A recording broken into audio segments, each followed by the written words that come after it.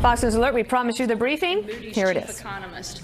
The economy has now grown by 2.8% during the first 4 full quarters of this administration, and we believe we are well on our way to reaching the level of growth the president has predicted. The American people do not believe this strong economy is fantasy or unrealistic. Just as he promised, President Trump believes in the American people and is putting them first in every decision. On North Korea, we are actively preparing for the June 12th summit between the president and the North Korean leader. The advance team in Singapore is finalizing logistical preparations and will remain in place until the summit begins. In the DMZ, the U.S. ambassador's delegation continues diplomatic negotiations with the North Korean delegation. Discussions have been very positive and significant progress has been made. Lastly, and most importantly, and speaking of great accomplishments, today is my husband's birthday, so happy birthday, Brian, and for putting up with me for all of this time. And with that, I will take your questions. Jonathan. Sir, just a short time ago, the president said that I have an absolute right to pardon myself.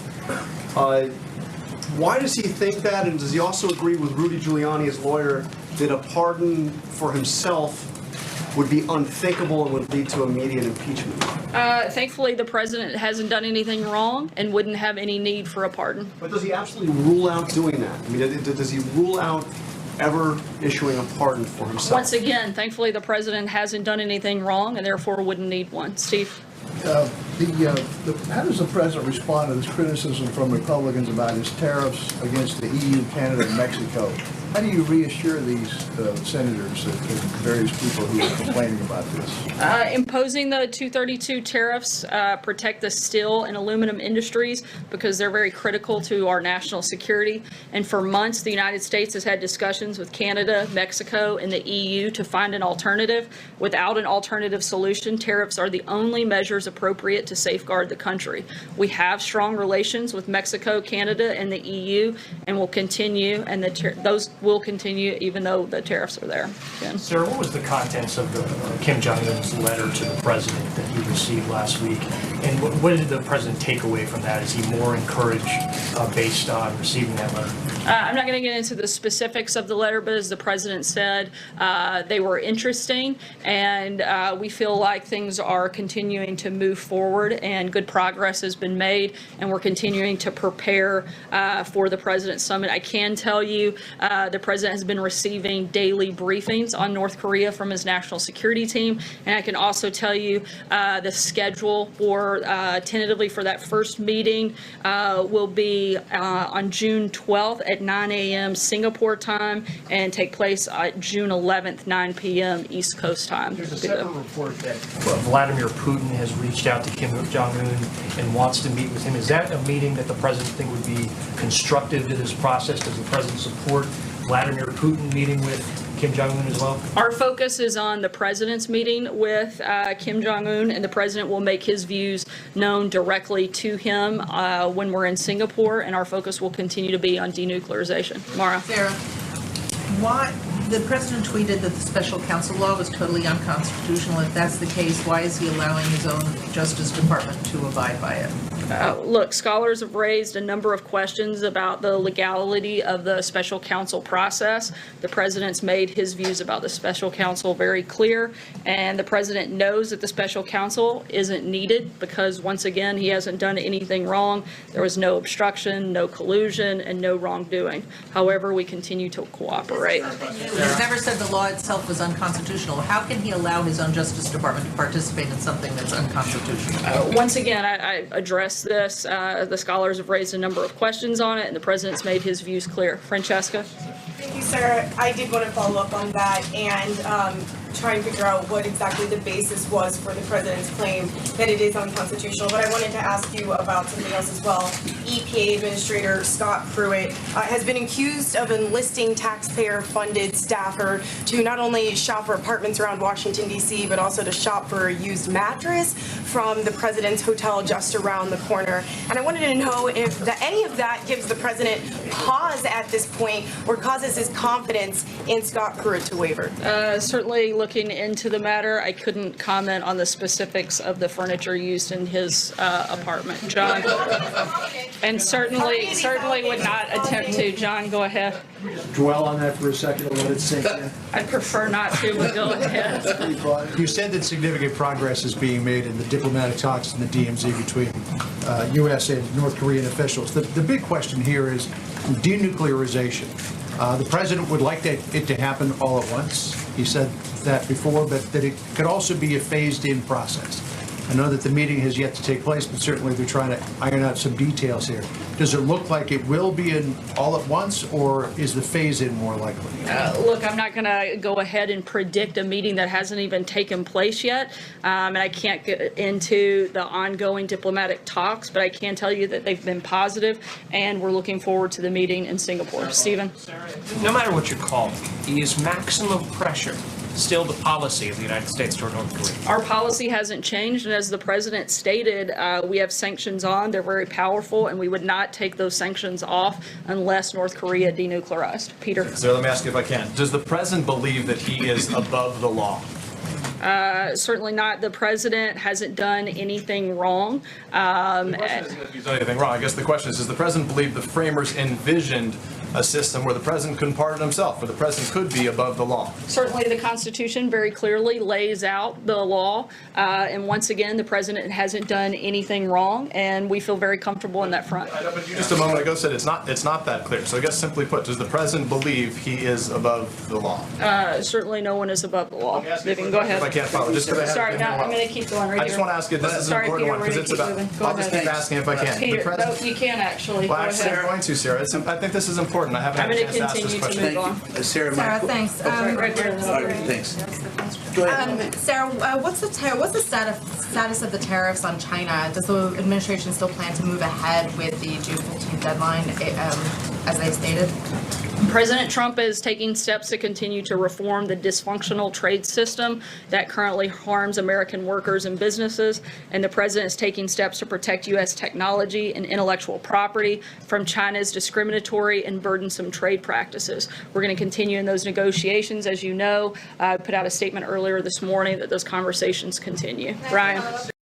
We're going to keep moving. Go ahead, Brian. Two quick questions. One, I've asked this before, is there any chance we could ever see the president come out here and take some questions from us in this briefing room? And secondly, has anyone in this administration ever asked the president? Last week you had on your agenda an agenda where you had lower jobs coming out, lower unemployment coming out, and you also had the Second Chance Act, I think it was. And instead of those, we had to respond to presidential tweets. Has anybody ever in this administration asked him to back away from Twitter just for a day? On the first question, certainly you guys would be the first to know if the president comes out here, but thankfully he does address the press in a number of ways and in a number of venues, and we'll see if it happens here, and we'll certainly let you know. In terms of Twitter, the president uses Twitter to communicate directly to the American people. Frankly, you have the ability to choose what you want to write about, and you guys choose to write about things that the American people don't care about day in and day out, and that's a decision that you make, and frankly, I think it's the wrong one. Jordan, go ahead. We don't have the opportunity to ask him a question about that, though, Sarah. Can we at least get an opportunity to ask him a question about what he tweets? Thanks, Sarah. I want to ask you about the lawyer's letter to the special counsel. You said last August that the president did not dictate the statement about the Trump Tower meeting during the campaign, but the lawyers wrote to the special counsel that the president did dictate that statement. What's the reason for that discrepancy? Like you said, this is from a letter from the outside counsel, and I direct you to them to answer that question. Deborah? Once again, you're referencing a letter that came directly from outside counsel, and I would refer you to them to answer that question. Deborah? After Kim Kardashian's visit, thank you, Sarah, is President Trump considering a commutation for Alice Johnson, who already has served 21 years of a life without parole sentence? The president's considering a number of different pardons and commutations, and when we have an announcement on that, we'll certainly let you guys know. John? Thanks a lot, Sarah. Since Robert Mueller was named the special counsel over a year ago, the president's team, his legal team, the Justice Department has never challenged the constitutionality of the special counsel. And yet the president today is doing just that. Why hasn't either the Justice Department or the president's legal team challenged the constitutionality? They have the right to do so in federal court, and yet they haven't done so. Again, scholars have raised a number of questions about the legality. But specifically, those two entities have not done it. The president's own lawyers have not done it, Sarah, and they can do so. You would have to ask them. I'm not here to speak on behalf of the outside counsel. What about the Justice Department? Can you speak on behalf of the Justice I would Department? refer you to the Justice Department. They have a pretty large comms team. They'd be happy to answer those questions. Steve? Yes, Sarah, I'm wondering if the White House stands by the comments that were made by the U.S. ambassador to Germany, who said that he was backing anti-establishment conservatives to take power in Europe. Seems like a very unusual thing for a U.S. diplomat to say towards friendly countries. I don't have any updates on that front at this point. Blake? Let me ask you, turn your attention back to trade for the farmers out there who care less about the politics, who have to run a business every day. There was a farmer in Iowa who told one of our crews out there this morning, he said, it's hard to know which way to jump right now. As in, they don't know what decisions they should make for their businesses because of what is playing out here in Washington, here in China, NAFTA negotiations as well. What would you tell those folks out there who are trying to run these businesses, who are trying to make a decision on which way to jump right now? Certainly, the president is trying to do everything he can to protect American farmers, American businesses, and he is negotiating with a number of countries, but also the president wants to make sure that we're ending unfair trade practices. The president has said that he wants to help protect farmers, and we're looking at a number of different ways to do that, and we're going to continue that throughout this process. Peter? Sorry, Blake, I'm going to keep going. Peter? Sorry, Sarah, I just want to come back. In August, you said he certainly didn't dictate the statement. I wonder if you could tell us the basis of your comment when you made that in August, and do you think that still stands? Is that still operative statement, or do you retract that? Once again, this is a reference back to a letter from the outside counsel. I understand, but it's also pertaining to a letter from the president's outside counsel, and therefore I can't answer, and I would direct you to them. What was your basis for saying it in August, though? Once again, I'm not going to get into a back and forth, and I would encourage you to reach out to the outside counsel. Sarah, Rudy Giuliani, the president's outside lawyer, said to the Huffington Post, in no case can he be subpoenaed or indicted. I don't know how you can indict while he's in office, no matter what it is. If he shot James Comey, he'd be impeached the next day. Impeach him, and then you can do whatever you want to him. Is that appropriate language coming from the president's outside lawyer and talking about the president shooting Jim Comey in that fashion? You would have to ask Rudy Giuliani about his specific comments, but thankfully the president hasn't done anything wrong, and so we feel very comfortable in that. Josh, Sarah, go ahead, Josh. If I could ask a follow-up question. Sorry, I'm going to keep going. If I could ask a follow-up question. Who are these? Not today, Jim. Well, go ahead, others Josh. have had follow-up questions. They haven't actually. Go ahead, Josh. They have had follow-up questions. If I could ask who these legal scholars are that you are I'm going to citing, direct the question to Josh. Go ahead. If you're saying the one thing from the podium, that it wasn't dictated by the president, Ms. lawyers are saying something entirely different, contradicting. How are we supposed to know what to believe? How can we believe what you're saying from the podium if Ms. lawyers are saying it's entirely inaccurate? Once again, I can't. Option, and left out any mention of trying to get dirt on Hillary Clinton. Last summer, the White House press secretary, Sarah Sanders, said President Trump did not write his son's response. He certainly didn't dictate, but, like I said, he weighed in, offered suggestion like any father would do. So that's the one story. But the lawyer to the President of the United States says something else. The lawyer says that that the lawyers told Robert Mueller that the president dictated the statement, which Sarah Sanders just said he didn't dictate, but which Sarah Sanders says she can't comment on the words of the outside counsel. Today, the press secretary, Sarah Sanders, told reporters to ask the lawyers about the discrepancy. Well, the lawyers have said that the president dictated the letter. Well, what difference does it really make? What happened way back in the day? It makes a lot of difference. One of those lawyers also denied that the president helped write the statement at all. That was written, that was written by Donald Trump Jr. and I'm sure in consultation with his lawyer. The president didn't sign off on anything. He was coming back from the G20. The statement that was released on Saturday was released by Donald Trump Jr. and I'm sure in consultation with his lawyers. The president wasn't involved in that. Well, I do want to be clear that the president was not involved in the drafting of the statement and did not issue the statement. It came from Donald Trump Jr. So that's what I can tell you because that's what we know. And again, Donald Trump Jr. has said the same thing, that it was in fact from him, and I believe it was his lawyer was in consultation. I'm sure his lawyer was in consultation. Jay Sekulow, president's lawyer.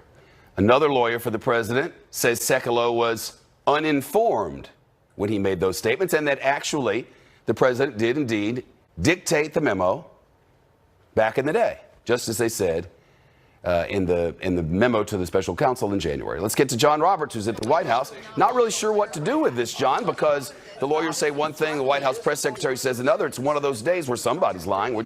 Maybe we're not entirely sure who it is. Well, let me just point out that there has been a change in Jay Sekulow's thinking as well. The statement that you just played there from Jay Sekulow was July 12, 2017. This letter was sent on January the 29th, 2018 to Robert Mueller, and then the letter was written by Jay Sekulow and his assistants. So Jay Sekulow said back in July that the president didn't dictate it, and then he and his assistants write the 20-page memo that was delivered to Robert Mueller on January the 29th, saying he did, in fact, dictate that. You pointed out that Sarah Huckabee Sanders didn't have anything to say about it today. The communications and press teams here have taken pains to try to wall themselves off from this Russia investigation, though it's a legitimate question to ask Sarah Sanders, look, you said one thing, and now somebody's saying something different. What was it that informed your first statement? She wouldn't go there, though. But let's bring up the quote from that 20-page letter that led us into all of this.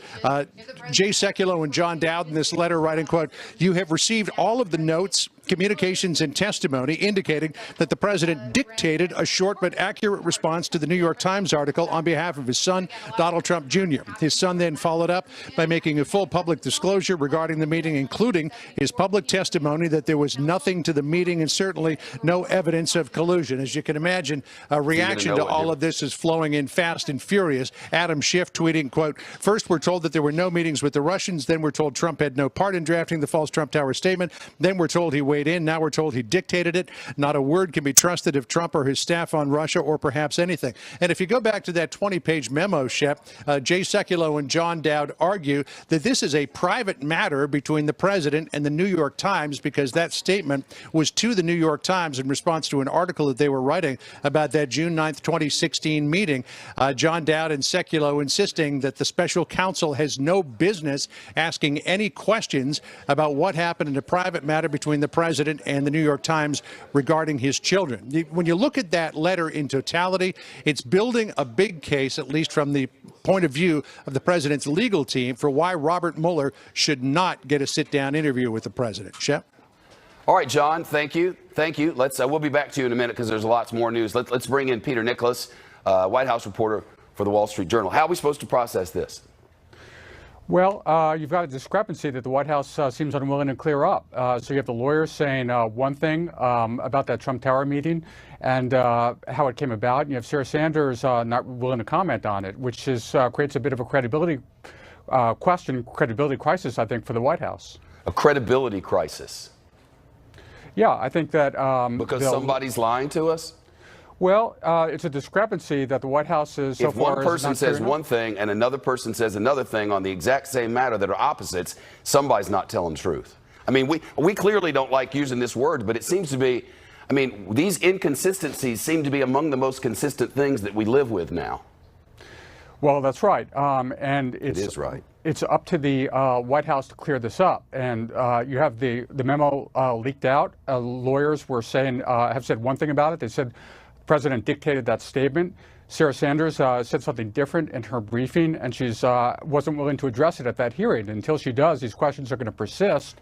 And a basic question that she has to answer is, does she stand by that statement? And until she answers it, these questions are going to continue, and there's going to be a cloud over the White House. Well, it would be weird if the lawyer for the president, when speaking to the man who could subpoena him, or couldn't, says to that counsel something that could get him in trouble but wasn't true. I mean, help our viewers understand why it's important if the president, as his lawyers say, dictated that memo, that it contained all of those arguably falsehoods.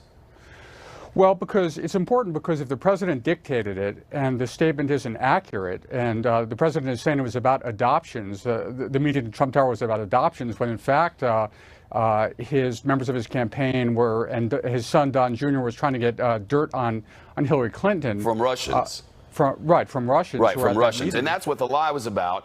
They were trying to get dirt on the campaign of Hillary Clinton's campaign from the Russians, who were in the room. They forgot that in the beginning. Nobody mentioned the Russians initially. Then they wrote a memo saying it was actually about adoptions, and now they meant that no, it really was about dirt on Hillary Clinton, except Sarah Sanders isn't admitting that. Well, the question is, can we rely on the president, can we rely on the White House to give us accurate information about legitimate questions that were asked? So we're told by the lawyers in this memo that the president dictated the statement. The statement was not accurate. It was misleading. And, you know, the public and the press are genuinely asking for answers to explain that, and we're not getting them right now. Yeah. And until that happens, there's a credibility problem that it's not going to go away. Frustrating? Frustrating for all of us, Shep. Peter Nicholas from the Wall Street Journal, which is owned, with which this network shares common corporate ownership. You know, this isn't about politics at all. Peter Nicholas is a reporter for the Wall Street Journal, and a fine one, who seeks truth so that he can report truth. We want to report without fear or favor and hold truth to power, no matter who it is that's in power. And when you get a competing set of facts, one of them completely untrue and no way to get through it, from the highest elected authority in the land, from those who work for us, it's very frustrating for journalists. It's not partisan. It's about facts, and knowing that someone is telling the opposite of that. President Trump says he has the power to pardon himself. That's the newest thing. According to an official statement that he issued this morning, the President of the United States can pardon himself. He tweeted, "As has been stated by numerous legal scholars, I have the absolute right to pardon myself. But why would I do that when I've done nothing wrong?" The president also tweeted, "The appointment of the special counsel is totally unconstitutional. Despite that, we play the game because I, unlike the Democrats, have done nothing wrong." The president gave no evidence for why he thinks the special counsel Robert Mueller's appointment is unconstitutional. Based on the facts as we've seen them, it is not. Coming up, I'll speak with a lawyer about both of those statements. But just for context, here's what the Constitution does say about the president's pardoning power. He shall have the power to grant reprieves and pardons for offenses against the United States, except in cases of impeachment. 4 days before President Richard Nixon resigned in 1974, the then acting head of the Justice Department's Office of Legal Counsel issued an opinion writing, "It would seem that President Nixon could not pardon himself under the fundamental rule that no one may be a judge in his own case." Then in 1992, the Iran-Contra special prosecutor reached the opposite conclusion regarding then President George H.W. Bush. Neither president took that step of attempting to pardon himself. And constitutional scholars say that the question of whether the president can pardon himself or herself remains unresolved. Of course, the special counsel Robert Mueller is looking into Moscow's meddling in the 2016 election, possible collusion with members of the Trump campaign, and whether the president obstructed justice. The president has said there was no collusion and there was no obstruction. Back to John Roberts at the White House. John? Shep, I think we need to break this down into two baskets, what's possible and what is probable. First of all, in the basket of the possible, the president insists he has the authority to pardon himself if necessary, despite earlier findings by the Office of Legal Counsel at the DOJ and plenty of people who say that he doesn't have the power to pardon himself. Sarah Huckabee Sanders at the briefing said the president's got the power, but thankfully doesn't need it. Listen here. Does he also agree with Rudy Giuliani, his lawyer, that a pardon for himself would be unthinkable and would lead to immediate impeachment? Thankfully, the president hasn't done anything wrong and wouldn't have any need for a pardon. Adam Schiff, again, the ranking member of the House Intelligence Committee, thinks that the president does not have the power to pardon himself, tweeting this morning, quote, "The president's legal arguments would render whole sections of the Constitution moot and allow a president to engage in any form of criminality and obstruct an investigation into his own wrongdoing. Nobody is above the law, not this president, not any president." Rudy Giuliani weighed in on this yesterday, saying that the president pardoning himself would be unthinkable and it would lead probably to immediate impeachment. So that's in the basket of the probable. The possible is the president may be able to pardon himself. The probable is if he does it, it would bring him into a whole world of hurt that no president would ever want to get into. Just ask Richard Nixon. John Roberts, good of you. Thank you on all subjects. So the matters at hand, can a president of the United States pardon himself for a crime? We'll get a legal opinion on that matter. And is the special counsel unconstitutional? We'll weigh in on that as well right after this.